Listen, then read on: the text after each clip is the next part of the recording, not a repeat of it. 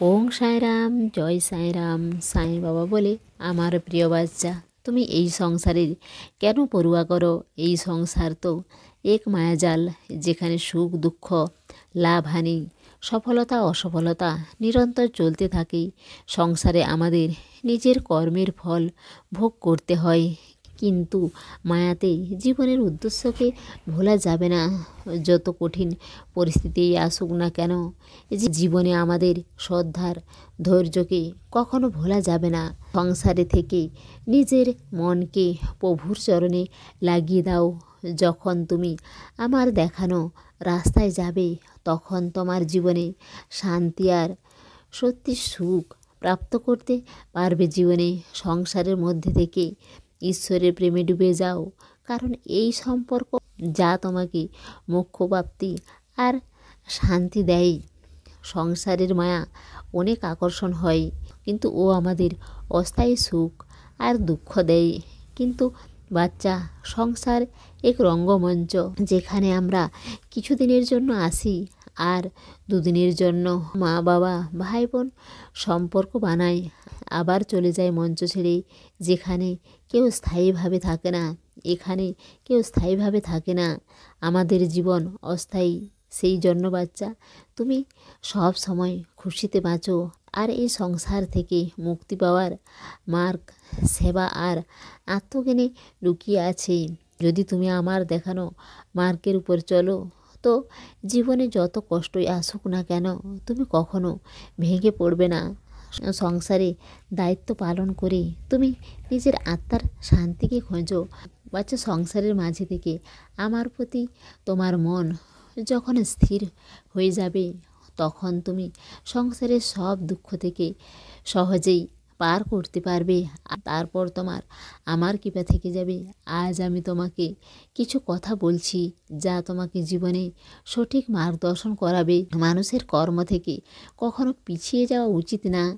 আর সাংসারিক সম্বন্ধকে পালন করো, কিন্তু তার মায়াজালে ফেঁসে যেও না। নিজের সাঁয়ের উপর পূর্ণ বিশ্বাস রাখো। তোমাকে সব সময় সঠিক মার্গ দেখাবো।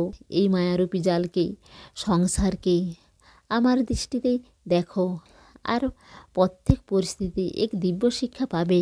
এই পৃথিবী, এই সংসার এক যাত্রা, যেখানে প্রত্যেক মানুষ যাত্রী। সংসারের মায়াতে ফেঁসে মানুষ সুখ আর সম্পত্তির পিছনে ছোটে, কিন্তু এই সব কিছু নশ্বর। আমার বাচ্চা, এই সংসারে আকর্ষণে আমরা ঈশ্বরকে স্মরণ করতে ভুলে যাই।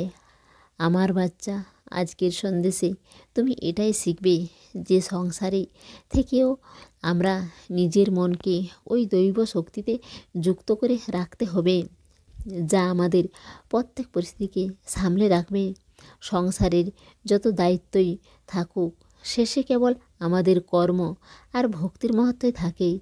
সংসারে থেকে আমাদের কর্তব্য পালন করতে হবে, কিন্তু ওতে মোহ করা চলবে না। সংসারে থেকে ভালো কর্ম করো আর ভগবানকে ভক্তিও করো। এটা কখনো ভাববে না যে যে এটা আজ আছে, সেটা কাল থাকবে না। জীবন পরিবর্তনশীল, কিন্তু সেই মালিকের কৃপা, সেই ভগবানের কৃপা স্থায়ী। নিজের মনকে ভগবানের উপর সমর্পণ করে দাও। সংসারের সংঘর্ষ তোমাকে ছুঁতেও পারবে না। আমার আশীর্বাদে তোমার প্রত্যেক সমস্যার সমাধান করতে পারবে তুমি, কারণ আমি সব সময় আমার ভক্তের সাথে থাকি। বাচ্চা, তোমার আর আমার সম্পর্ক তোমাকে দেওয়া আমার এক উপহার। বাচ্চা, আমাদের জীবনে সহনশীলতা, ক্ষমা আর দয়া রাখতে হবে। যদি তুমি আমার দেখানো মার্গের উপর চলো, তো সব সময় সুখী থাকবে। ক্ষমা করা আর সহনশীলতা থাকা সম্পর্ককে মজবুত বানায়। প্রত্যেক সম্পর্ক আমার কৃপাতেই যুক্ত হয়েছে। তোমার সঙ্গে কিছু সম্পর্ক এইরকম হয়, যা স্বার্থ আর লাভের জন্য। এই রকম সম্পর্ক থেকে সব সময় সাবধান থাকো। জীবনে স্বার্থ সম্পর্ক থেকে বেঁচে সৎপ্রেম পূর্ণ সম্পর্ককে আপন করো। এটাই সঠিক মার্গ। আমার স্মরণে থেকে তুমি এইসব লোককে চিনতে পারবে, যা তোমার জীবনের সৎ স্থায়ী সহযোগী হবে। সেই জন্য এই রকম সম্পর্ক করো যা তোমার জীবনে সুখের কারণ হয়। আমি তোমাকে সঠিক মার্গদর্শন করাতে থাকবো। সেই জন্য তুমি খুশি থাকো বাচ্চা, ভালো থাকো। তোমার সাঁই বাবার প্রেম আর আশীর্বাদ সব সময় তোমার সঙ্গেই আছে। এসে সাহায্য নাও ভরপুর, ইচ্ছা পূরণ নয় বেশি দূর। সমস্ত সাঁই ভক্তকে অনুরোধ, কমেন্ট বক্সে ওং সাঁইরাম বা নিজের কোনো প্রার্থনা লিখুন। ওং সাঁইরাম, জয় সাঁইরাম।